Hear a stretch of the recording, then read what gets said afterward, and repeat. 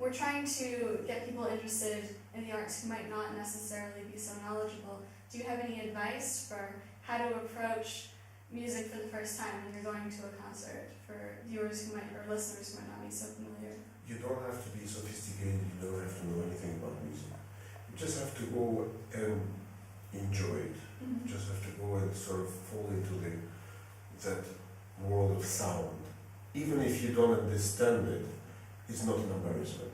You know, there are many things I don't understand about different music. You know, it took me so many years to understand Brahms. Mm-hmm. Even now I think I can understand it better. You know, it's a very complex and very sophisticated music that was created by incredible genius. Mm-hmm. You know, none of us is that talented as Mm-hmm. Brahms was, for instance. So it takes a long time to get inside his world and his language. But you know, one has to start somehow. I think it makes one a better person if you try to listen to this great works of art. Mm-hmm. It's like reading a book, you know, sometimes you pick up a book by Thomas Mann and you read it first time, you just don't really get it first time, but when you read it 5 years later, you understand, you go a step further. Mm-hmm. The same thing with music. I think that it develops your ear and it makes you more intelligent. Mm-hmm. Try to get inside this sounds, you know, this great music. I think, but one cannot be embarrassed about going to a concert and saying you don't understand it. It's okay. Mm-hmm. You know, most people don't understand. You know, only very few, only musicians will understand the difference. But the rest is just music lovers. They love to be in that room and enjoy the music with me. You know, at least idealistically, I think that way. You know, so. Mm-hmm. Now to back up, you said that the Brahms concerto, the second concerto, is one of the most important concertos in the repertoire. What, in your opinion, makes it the most important? What about it, musically or historically? Well, it's a very mature work by Brahms. It's actually, there are two concertos by Brahms, both are very important. Well, the first concerto is when he was much younger, but this one is more mature. And he sort of came to the highest point, I think, in his career, emotionally and pianistically, I suppose, to be able to write something like that. And he understood many things about life in order to create this kind of piece.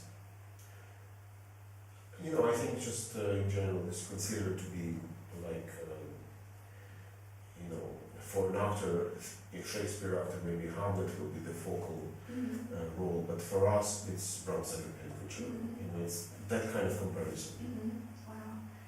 And so I know you're familiar with an incredible number of pieces. I was wondering, are there any hidden gems that you can think of that might not be so familiar to the average concert audience that you can maybe introduce us to? Well, there are lots of them. I think that,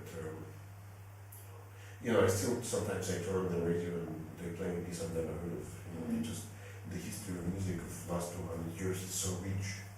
It has produced so many masterpieces and so many composers that we know about and that we don't know about, have lived and written beautiful music. And you know, just take Mozart.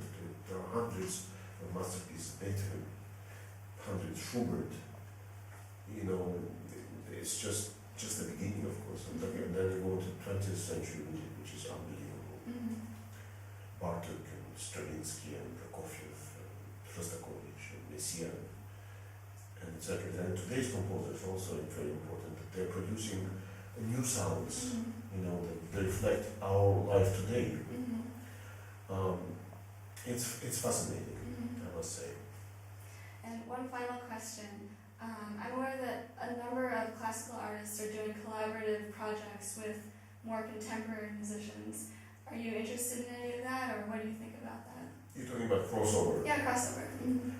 I would be interested. I think that I haven't had an opportunity to do it yet, but I would be interested in sometime collaborating with a jazz pianist or singer, you know, I would really would welcome that opportunity. It just hasn't happened yet.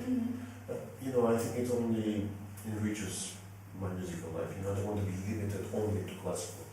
I want to understand pop culture as well, and jazz. Alright, well, thank you so much for Thank you. speaking with me today, and Thank you. fabulous job tonight at the concert. Thank you very much.